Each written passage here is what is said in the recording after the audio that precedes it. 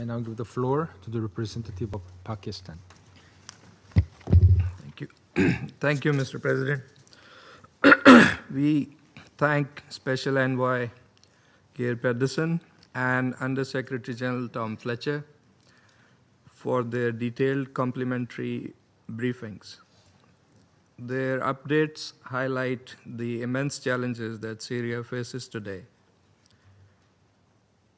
We also thank Ms. Shubarji for her statement, and we welcome the presence of the new permanent representative of Syria in the Council today, and also welcome the participation of Iran, Turkey, and Iraq in this meeting.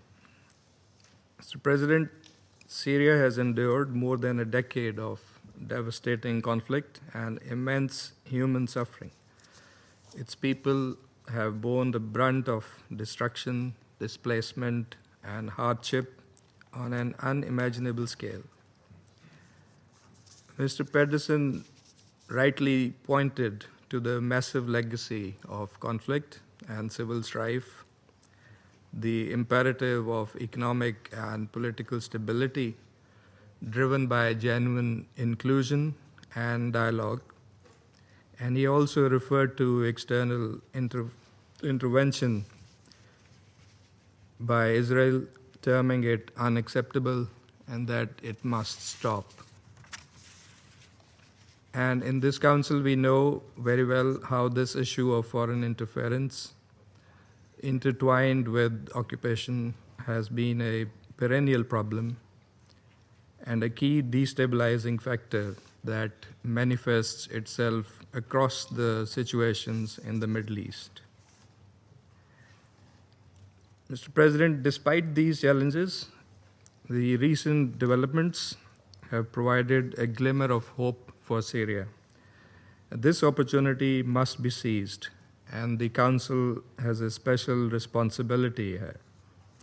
We believe that the path ahead must be marked by political progress, economic recovery, security stabilization, and respect for Syria's sovereignty and territorial integrity. In this regard, first, it is essential that the political transition in Syria proceed in a smooth, credible, and inclusive manner. We note with optimism the parliamentary elections scheduled for this month. These elections should serve as a stepping stone toward broader national reconciliation. It is imperative that all political and social groups in Syria are meaningfully represented and allowed a genuine stake in shaping their country's future.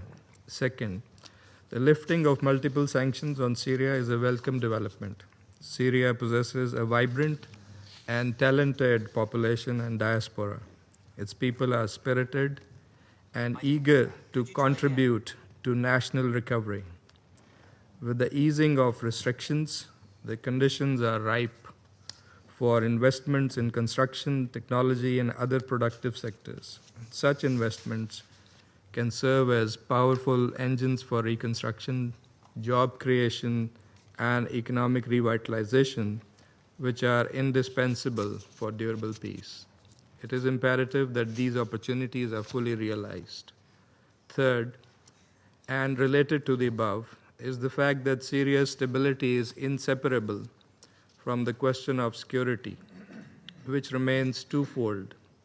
On the one hand, the security situation in areas such as Suweda, the western coast, and the northeast remains fragile and demands a healing touch and action-oriented approach. We welcome the efforts by Syria, Jordan, and the United States aimed at stabilizing Suweda and the south of Syria. On the other hand, the persistent threat posed by terrorist groups continues to endanger not only Syria but the wider region.